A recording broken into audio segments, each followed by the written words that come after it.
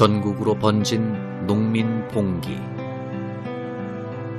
봉기는 잇따라 전라도 지방으로 번져나갔다.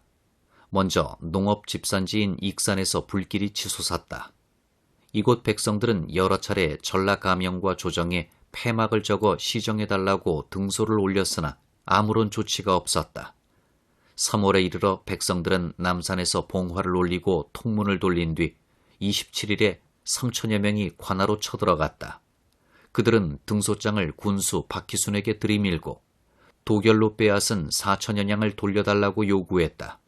하지만 박희순이 그들의 요구를 들어주지 않자 백성들은 군수의 옷을 찢고 발로 차서 시궁창에 처박았다. 그러고는 멍석마리를 하여 박희순을 지경 밖으로 내다버렸다. 구시라치들은 도망쳤고 백성들은 창고에 곡식과 돈을 나누었다. 한평에서는 4월 16일에 봉기가 전개되었다. 그들은 등소 따위가 아무 효과가 없다는 사실을 알고 곧바로 행동으로 옮겨 토호와 구시라치들의 집과 재물을 불살랐다. 또한 죄수들을 풀어주는 대신 포조를 가두었다. 그들은 현감 권명규를 두들겨 패서 지경 밖으로 내치고 백성들 스스로 고을 행정을 한 달쯤 맡아보았다. 부안에서는 5월 8일에 험악한 일이 벌어졌다. 선무사 조구하가 익산과 김제 일대를 돌아다니며 수령의 실정을 조사했다. 부안 백성들은 읍내를 돌아다니며 구시라치들을 두들겨 패서 쫓아냈다. 조구하가 부안 삼거리를 지날 때 천여 명이 길을 막고 폐막을 호소하며 이방 김진열을 죽이지 않으면 물러설 수 없다 말하고 김진열을 몽둥이로 패고 발로 밟아 거의 죽음에 이르게 했다. 또 이를 말리는 선무사의 수행원 한 명도 초죽음을 만들었다. 5월에는 전라병사 백회수가 이임해 서울로 가면서 부안지경을 지나게 되었다. 모내기를 하던 농민들은 그 행렬을 보고 우르르 몰려가 행차를 막고 호위를 하는 비장을 끌어내 두들겨 팼다. 여자들은 가마에 타고 있는 백회수의 아내를 끌어내 머리채를 흔들고 주먹으로 때린 뒤 옷을 갈기갈기 찢었다. 그러고도 분을 참지 못한 그들은 구시라치들의 집으로 달려가 집을 부수었다. 이 분노의 불길은 잇따라 내륙으로는 금구, 무주로, 해안으로는 장흥, 순천 등지로 번져 영남 지방보다 더욱 거세게 일어났다.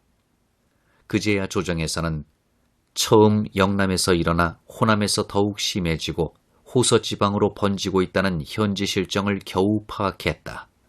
충청도에서는 불길이 조금 늦게 번졌다. 5월에 회덕의 농민들이 관하로 몰려가 항의하고 구시라치와 지주의 집 74채를 불태웠다.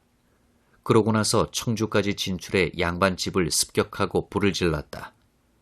이와 때를 같이해 공주에서도 농민들이 들고 일어났다. 수백 명의 농민은 금강나루에 모여 폐단의 시정을 요구했다. 그들 가운데에는 서울과 경상도에 사는 사람들도 있었다.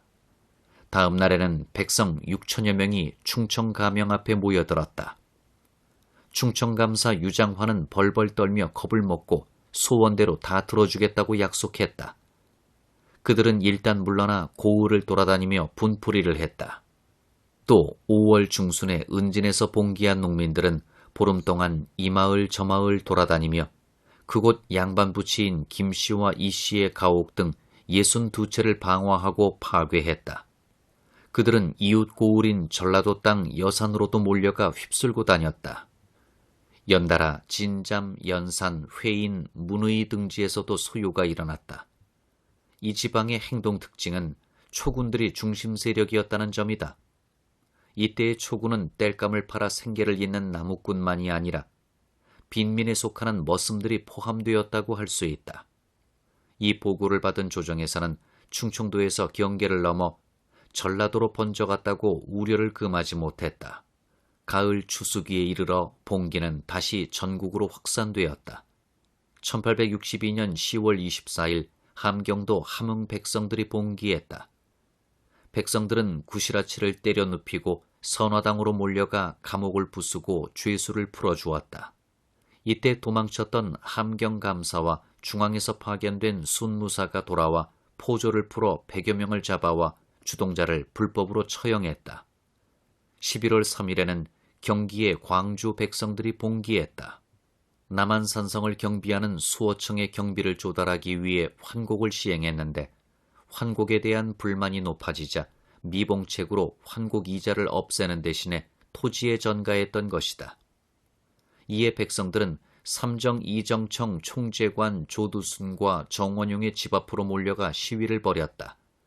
이때 참여자 수는 6만여 명에서 7만여 명이었다.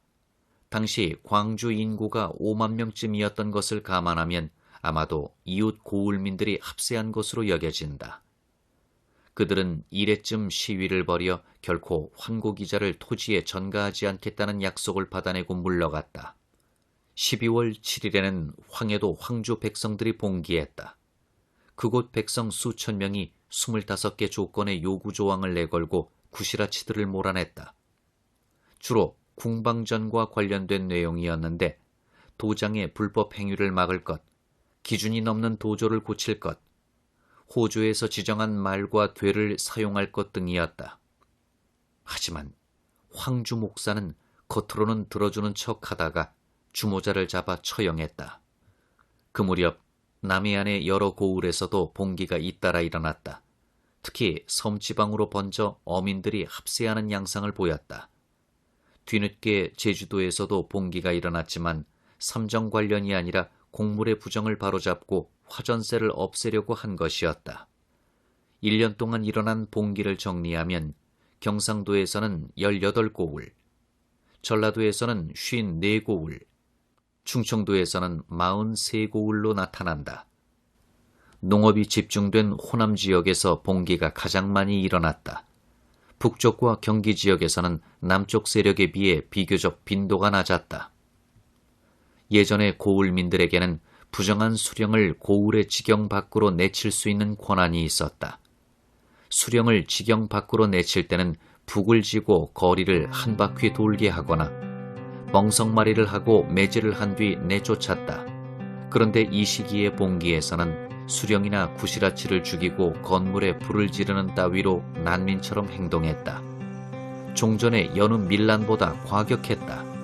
하지만 봉기가 분산적이고 고립적이어서 이웃 고을과 연기하지 못했다. 또 수령과 아전들은 남은 향촌 권력을 쥐고 아직 버틸 힘이 남아 있었다.